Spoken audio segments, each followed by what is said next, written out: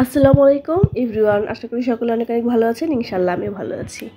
আজ আমি আপনাদের তৈরি করে দেখাবো ম্যাঙ্গো প্যানকেক।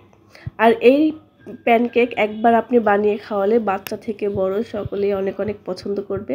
সেজন্য আমি এখানে উপকরণ নিয়েছি আর ময়দা, লিকুইড দুধ, তেল, চিনি, বেকিং পাউডার, সামান্য লবণ, দুটো ডিম, আর এখানে চামের পিউরি আর কিছু আম নিয়েছি কিউব কিউব করে কেটে।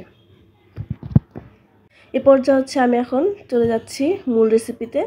এখানে আমি দুটো ডিম ভেঙে নিয়েছি, দিয়ে দিলাম আমার মানে পরিমাণ মতো চিনি। যেহেতু আমি মিষ্টি আম নিয়েছি, আম্রপালি, এটা এমনিতেই মিষ্টি, আমি অল্প চিনি ব্যবহার করেছি, আপনারা আপনাদের ইচ্ছে মতো দিতে পারেন। এই তো 1 কাপ ময়দা আর 1 চামচ বেকিং পাউডার দিয়ে, আর 1 কাপের অর্ধেক লিকুইড দুধ, 1 কাপের অর্ধেক সয়াবিন তেল, আর এই তো আমের পিউরিটা দিয়ে আমি খুব ভালোভাবে একটু মিশিয়ে নিচ্ছি। এরপর হ্যান্ড বিটার দিয়ে আমি 1 মিনিটের মতো বিট করে নিলাম। একটু দেখতে পাচ্ছেন একদম সব কিছু খুব ভালোভাবে মিক্সড হয়ে গেছে। এরপর আমি কিছুটা আমের যে কিউব করে কাটা, সে আমটা কিছুটা পরিমাণ দিয়ে দিব, লাগলে আবারও দিব। আমি প্রথমে একটু দিয়ে দেখছিলাম, যাই হোক যতটা দিয়েছি চলবে। এরপর আমি একটা প্যান বসিয়েছি, আর প্যানের মধ্যে আমি লিকুইডটা দিয়ে তারপর একটু ঢেকে রেখেছিলাম। এভাবে আমি সবগুলো প্যানকেক বানিয়ে নিব। আর এটা ভিউয়ার্স এতটাই টেস্টি, আপনারা একদম বাচ্চা থেকে শুরু করে বড় যে কোনো বয়সের মানুষ এটা খেলে মানে এটার প্রেমে পড়ে যাবে। এটা এতটাই টেস্টি। আর আম্রপালি দিয়ে যেহেতু বানানো হয়েছে, এখানে দুধ আছে, ডিম আছে, আম আছে, যাই হোক সবগুলো মানে খুবই টেস্টি ফুল জিনিস।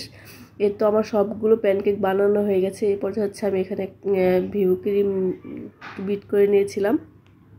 তো আমি একটার পর একটা লেয়ার দিয়ে ক্রিম দিয়ে তারপর আমি প্যানকেকগুলো দিয়ে দিচ্ছি। আর এখানে আমি উপরেও একটুখানি হালকা ডিজাইন করব, আর সাইডে আমি আর বেশি ক্রিম দিব না, এখানে আমি সামান্য পরিমাণ ক্রিম দেব। আর ক্রিমের পরিমাণটা বেশি হলে আমের যে স্বাদটা সেটা থাকবে না, সেজন্য আমি খুব অল্প ক্রিম দিয়ে আমি একটু ডেকোরেশন করে নিলাম। আর 5-10 মিনিটের জন্য একটু ফ্রিজে রাখবো সেট হওয়ার জন্য। উপরে একটু চকলেট ছিল, তো ভাবলাম যেহেতু বাচ্চারাই খাবে তাহলে একটু চকলেটটা অল্প কিছুটা দিয়ে দিই।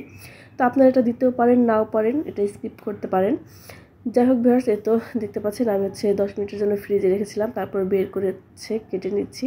আর মাঝখানে একটা কাঠি দিয়েছিলাম যেন প্যানকেকগুলো মানে এক সাইডে সরে না যায়, একভাবেই থাকে, সেজন্য। এই তো ভিউয়ার্স দেখতে পাচ্ছেন, আমি একটু আপনাদের কেটে খেয়ে দেখাচ্ছি। এটা যে কতটা টেস্টি হয়েছে আপনাদের বলে বোঝাতে পারবো না।